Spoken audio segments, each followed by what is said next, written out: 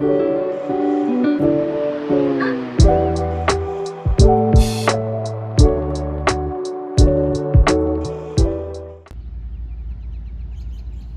soon as we got into Bellevue, we heard on the radio that NS 098 had permission to round the curve to head south on the Norfolk Southern Sandusky District.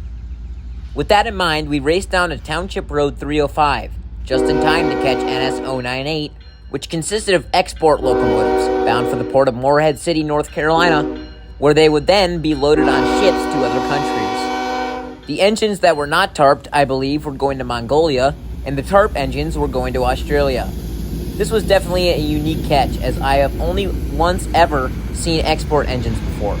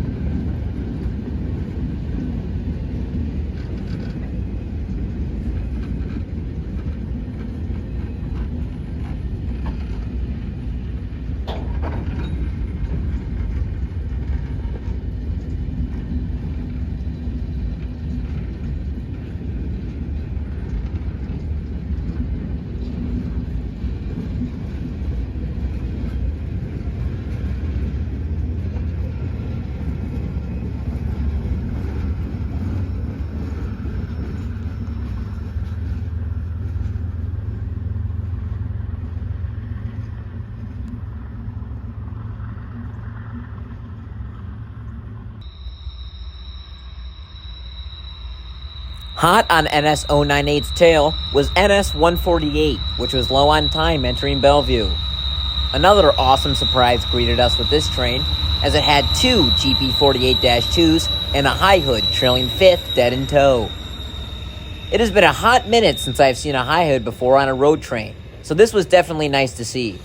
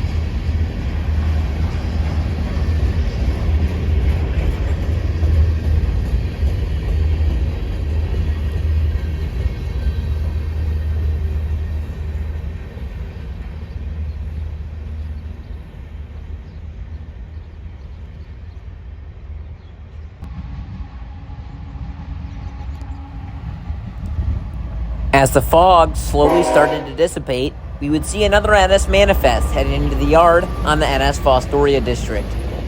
This time it was manifest 14Q, with one engine up front and a BNSF nose out pushing on the rear. From what I have gathered, 14Q originally had the high hood, but the Jeep power got switched for whatever reason onto NS 148.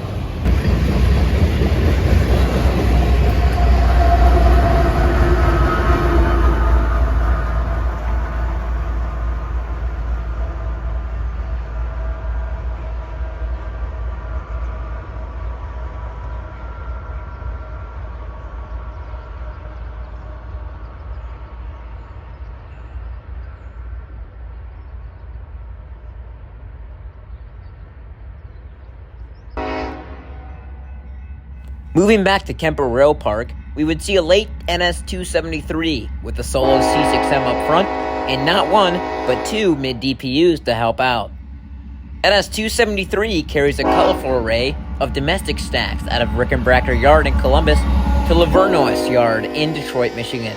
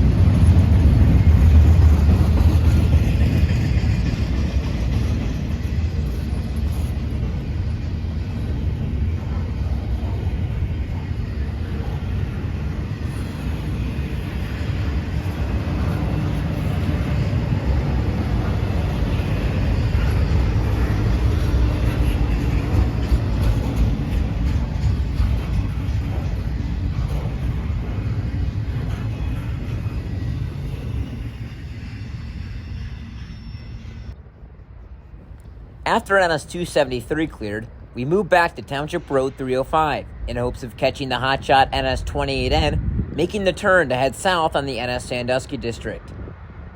Since 28N is so high priority, it caused 3 different trains to sit and wait for it to clear the block, and that would take a while considering the 10-mile-per-hour speed limit on the curve.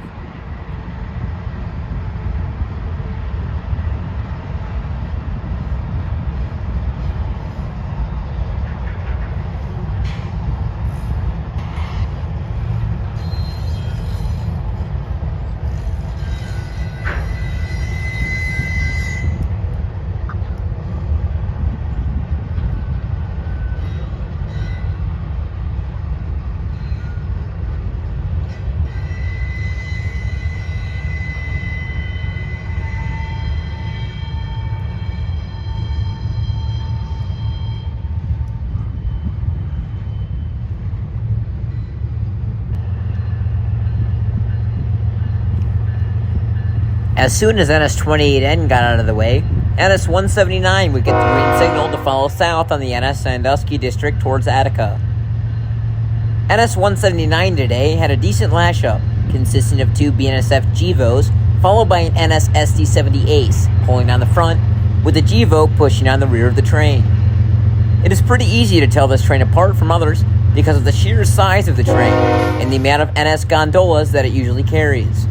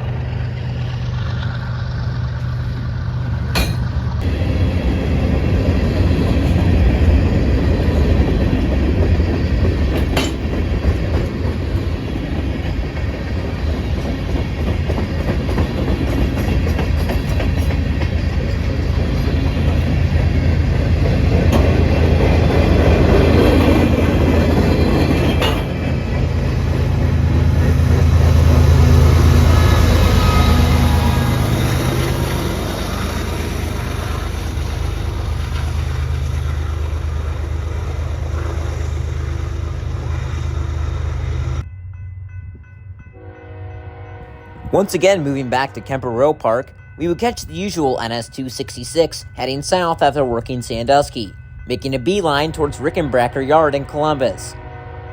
NS-266 had more BNSF GEVOs, which is what the power usually is on 266 and its counterpart 267.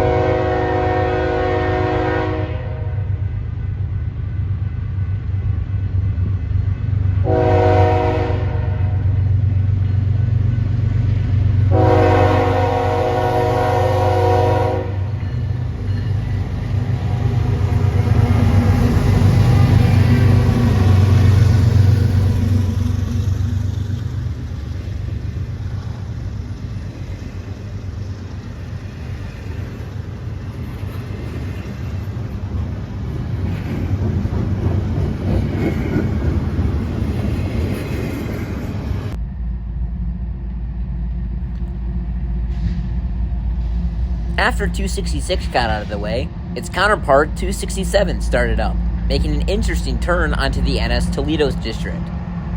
Now the reason why this is interesting is that 267 usually heads straight north to Sandusky for a recrew and some work in the yard, but I guess today was not that case. 267's power was a duo of Union Pacific and BNSF.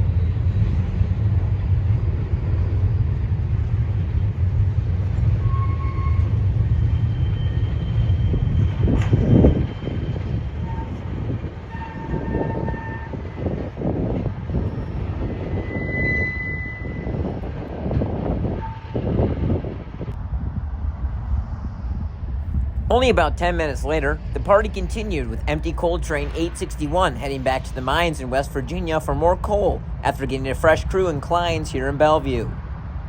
I personally love these NS-style coal hoppers, as they consist of black and gray tubbies, and you can even see some maroon Conrail hoppers in there too.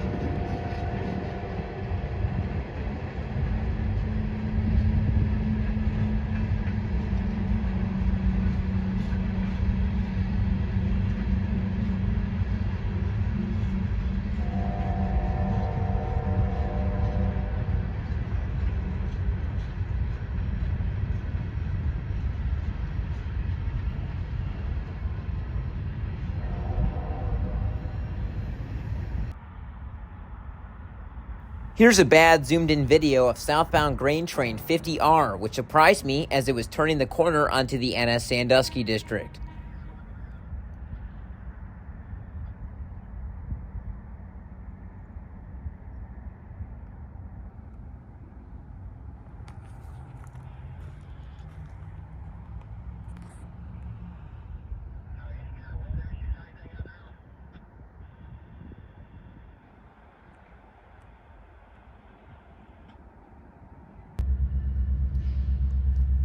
And only about 5 minutes later, NS-334 got the permission to depart off of the red side onto the Toledo district towards Fremont and Oak Harbor, where it will then get onto the Chicago line for a short bit, and then turn back north up towards Detroit.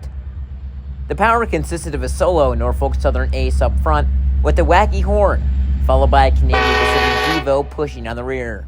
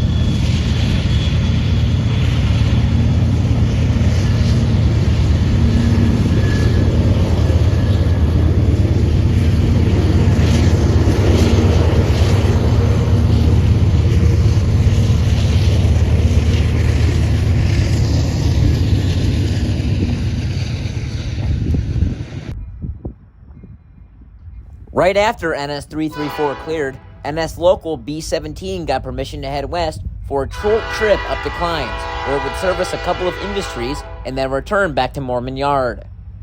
This job runs as needed, but I was surprised to see it on a Sunday, considering that most locals work on the weekdays.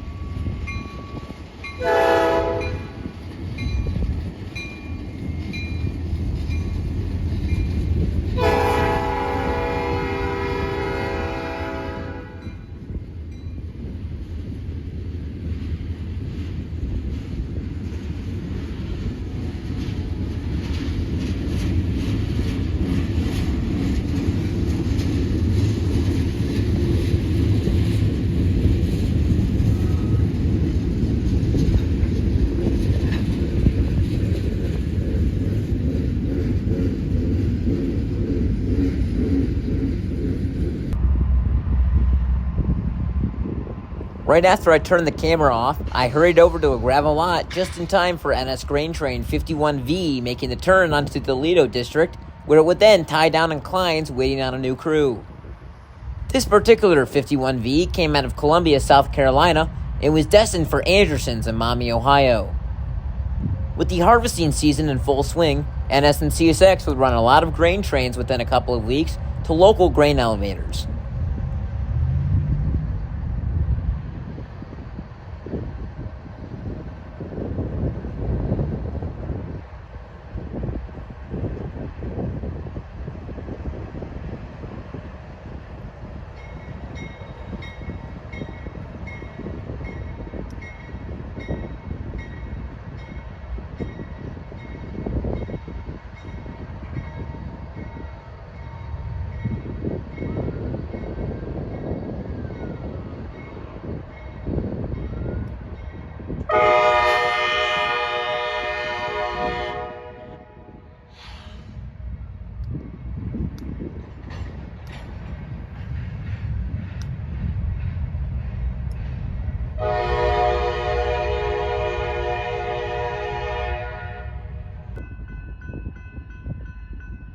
After a brief pause in the activity, NS-15Q would start things up again as it traversed south out of Moorman Yard onto the Fostoria district. NS-15Q is a daily manifest out of Moorman Yard here in Bellevue and is destined for Brush Yard at Decatur, Illinois. More BNSF power can be seen trailing second behind an NS SD70 Ace.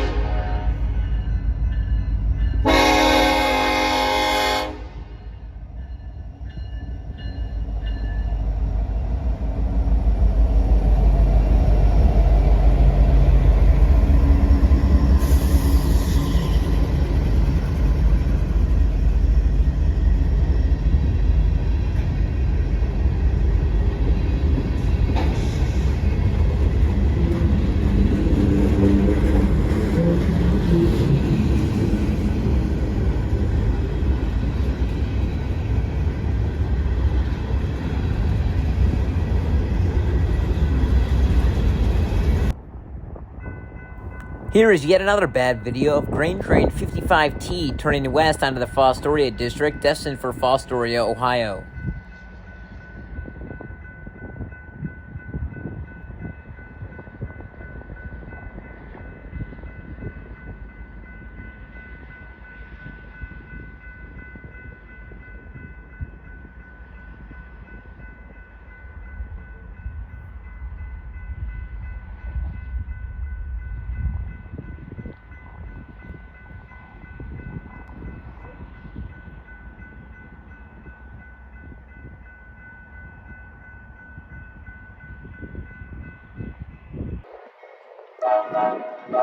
Norfolk Southern 18M keeps the flow steady as it makes a turn to head south on the NS Sandusky district after receiving a fresh crew inclines. As 18M and its counterpart 19M usually are, 18M today was very short, barely reaching over 40 cars in length on its way to Crewe, Virginia.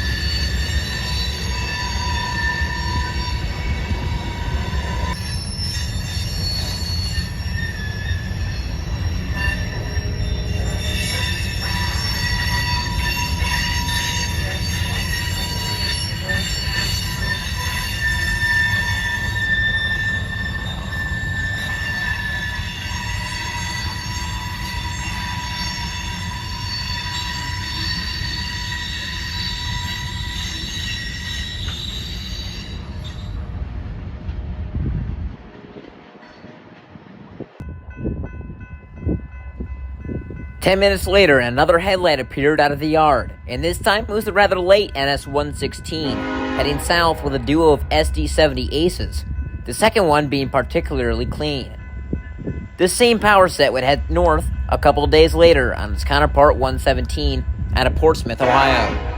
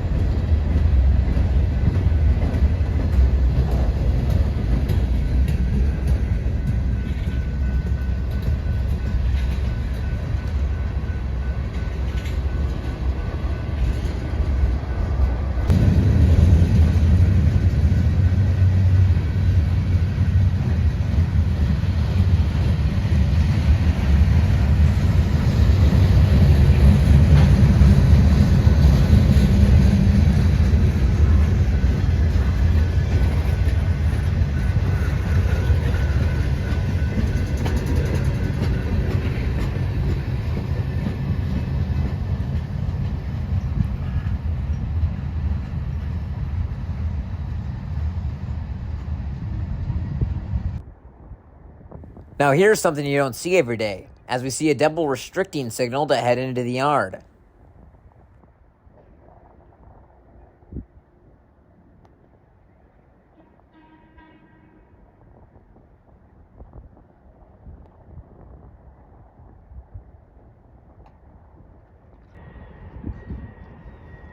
One of the signals would be for local train L11 out of Blair Yard in Fostoria for Moorman Yard here in Bellevue. I got really lucky as this was the first time this road train has run. A solo AC-44 C6M would be doing all of the work on this train today.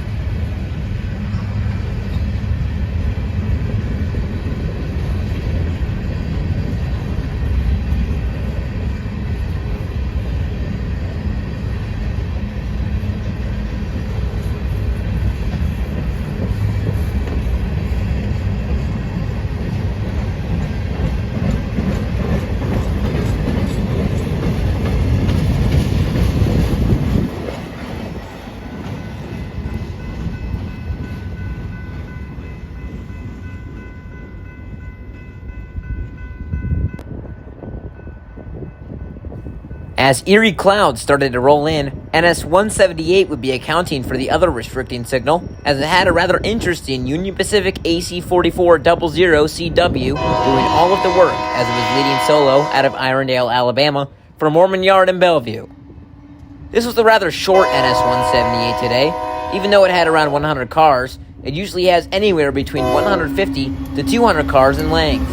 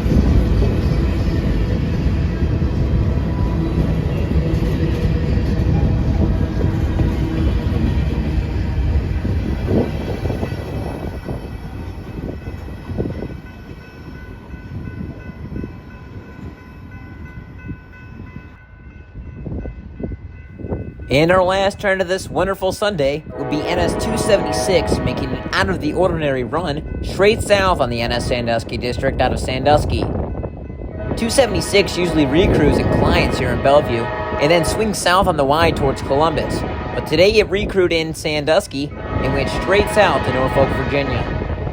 If you remembered earlier in the video, this 276 had the exact 2x1 locomotive setup, which was rather unique as you don't see that very often on the NS trains.